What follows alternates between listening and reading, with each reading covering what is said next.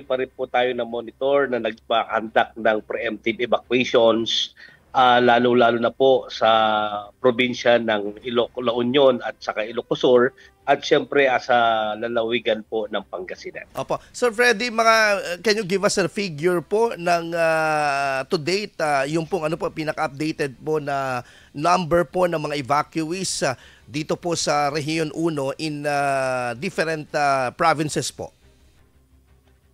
Yes, Idol Mark, no? So as of kagabi po, ang total number po ng affected population natin sa buong Region 1 ay we have 4,054 families or 14,559 persons were affected. So as of now po ay may mga nasa inside evacuations po tayo, lalo-lalo na nga po sa lalawigan po ng Pangasinan at La Union.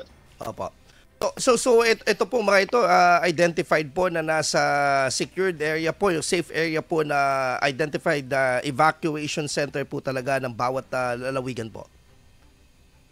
Yes, Idol Mark, no. So noon pa man at yung tropical storm Pepito ay nasa binabayo po niya ang lalawigan ng Nueva Vizcaya at Aurora, ang ating mga local DRRMOs, ang ating mga local government units ay nag-conduct na po ng preemptive evacuations.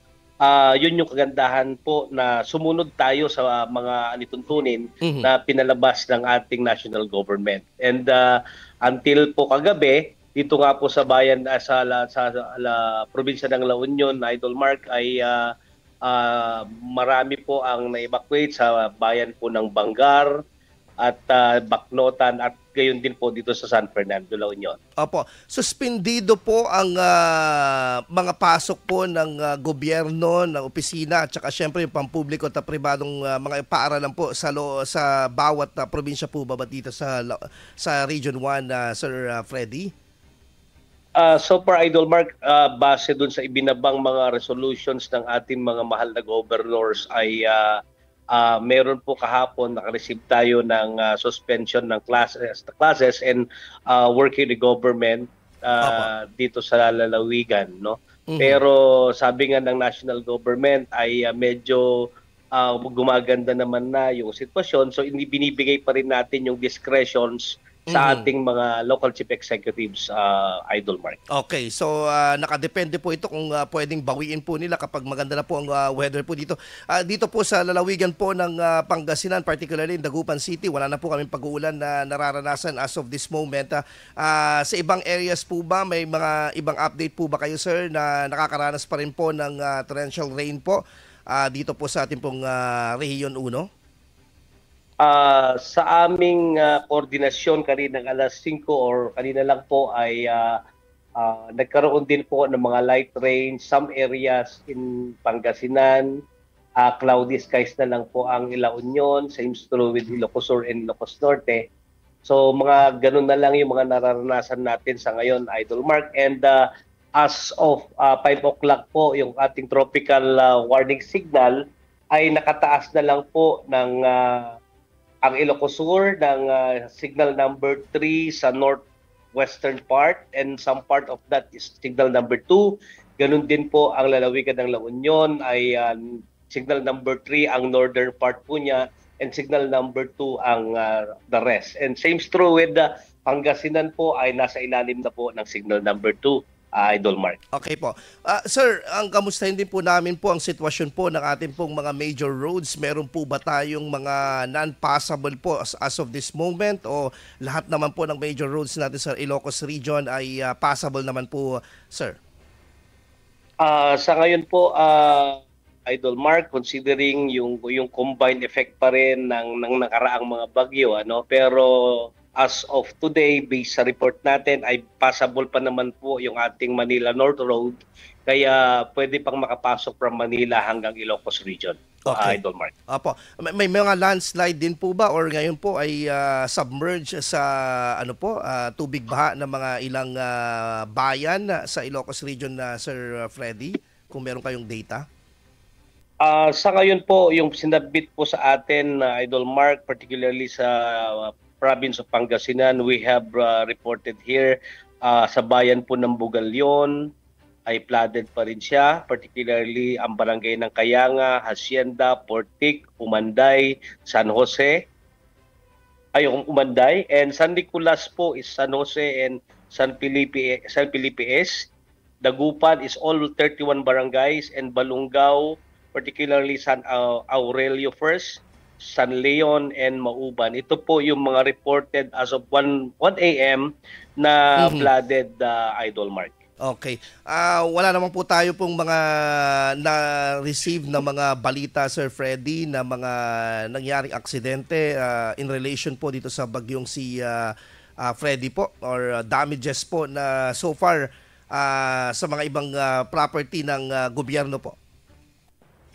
As to the damage report, Idol Mark, ay mayroon pa rin, particularly sa agriculture, pero ongoing pa rin po ang validations as to the number or total damages ng ating agri. Ano?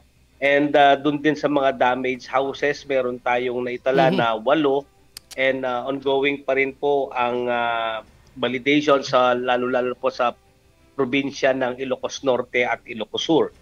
So, yun po yung naitala natin na mga datos sa hanggang ngayon na Idol Mark. Opo, pero wala naman po mga aksidente po na may kinalaman po sa bagyong si Freddy, nabagsakan ng puno, wala naman po ito, sir. So far. Idol Mark, kumbaga parang napaka-resilient na ang ating kababayan, lalo-lalo na po sa Region 1. Kasi po ay yan po yung number 1 na in-embrace ng ating mga local government unit, lalo-lalo ng ating mga mahal na local chief executives, na talagang binigyan pansin na zero casualty ang kanilang goal. And same true with the national government. At ganun din po yung ating regional director, Lawrence Mina, na sabi niya, paigtingin natin yung kampanya na i-pre-evacuate at i-ensure natin yung safety ng responders and the general public, Idol Mark. Yun nga din po yung kasi baka mamaya may mga time po na nahirapan po ang ating mga rescuer na force evacuate po sa mga kababayan po natin na mahirap pang sabihin pero matigas ang ulo na ayaw pang umalis talaga doon sa kanilang mga lugar. May mga ganun po bang sitwasyon na Sir Freddy? Idol Mark, sa aming monitoring naman po ay we salute our responders and rescuers, because considering the continuous effect ng combined ng OPEL and ng mga nakaraan pa talagang rescue fatigue na yung ating mga responders. Yes, opo. Anyways, sa pakiki-cooperate ng ating mga kababayan ay hindi naman po tayo nahirapan na pag-convince sa kanila na mag-evacuate na, lalong-lalo na nga po sa patuloy po na informasyon sa ating mga kasamahan sa media na patuloy po yung pagbibigay ng update. So, naging aware na po yung ating mga kababayan na willing na pong pagkandak ng preemptive evacuation na Idol Mark. Okay. So anyway, sir, panghuli na lamang po, may ang tulong at tuloy-tuloy po na assistance ng ating pong gobyerno.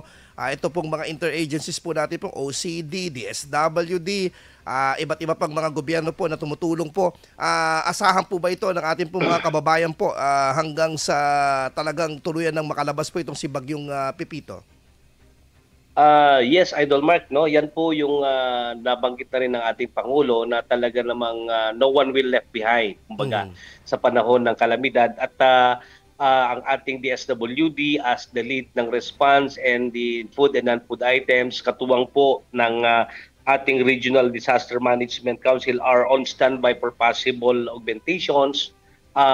If ever po yung ating mga lokal na DRRMOs ay exhausted na yung kanilang mga stockpiling. But anyway, the DSWD are ready to augment their resources, Idol Mark. Okay. Sir Freddy, Panguli, yung pong inyong mensahe, paalala sa ating pong mga kababayan at mga kapwa manggagawa sa gobyerno at syempre, yung pong nasabi nyo nga kanina, rescue fatigue na itong mga rescuer natin. Tapos typhoon, may sabi nga nila, may typhoon fatigue na rin na matatawag po ang ating bansa dahil sunod-sunod po talaga ito. Sir Freddy.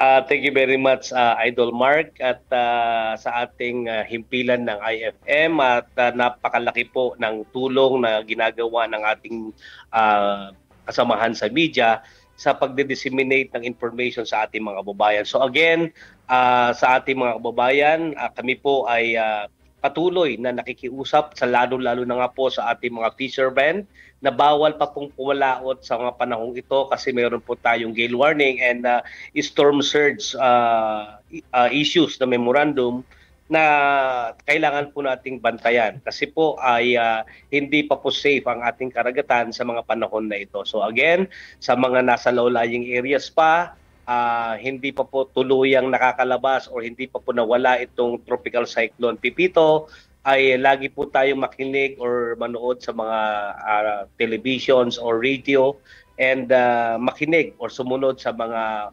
alituntunin ng ating mga local government officials and other na sundin po natin para sa ganun po ay para sa pakapakanan ng bawat isa para maging ligtas ang bawat mamamayan. Idol Mark. Mr. Freddy Evangelista po, ang Information Officer 2 and 24/7 Operation Officer po ng OCD Region 1. Maraming salamat po at mabuhay po kayo sampu ng inyong mga kasama, sir. Ingat po. Maraming salamat po, Idol Mark. Toto Bagyo, IFM News Special Coverage.